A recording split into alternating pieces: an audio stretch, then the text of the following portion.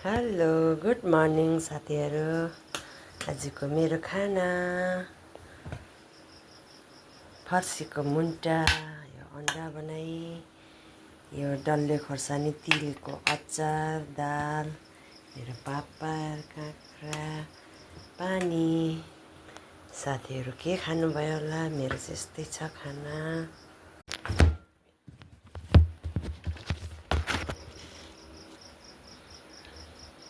खाए ल साथीहरू, बिहान खान्छौँ हामी चाहिँ। बिहान बेलुका चाहिँ खाँदैन, राति चाहिँ। त्यसले गर्दा हामी चाहिँ बिहान 9:30मा खाइहाल्छौँ। बिहान ब्रेकफास्ट भने पनि 12 बजीको, लन्च भए पनि एकैचोटि हो। खाए ल साथीहरू पनि खानुहुन्छ भने आउनुहोस् मसँग। फर्सीको मुन्टा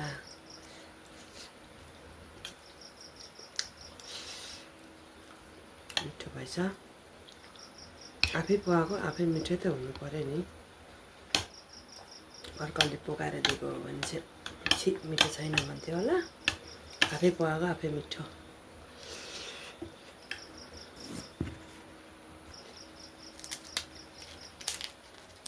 मलाई यस्तो गरेर खानु मनपर्छ।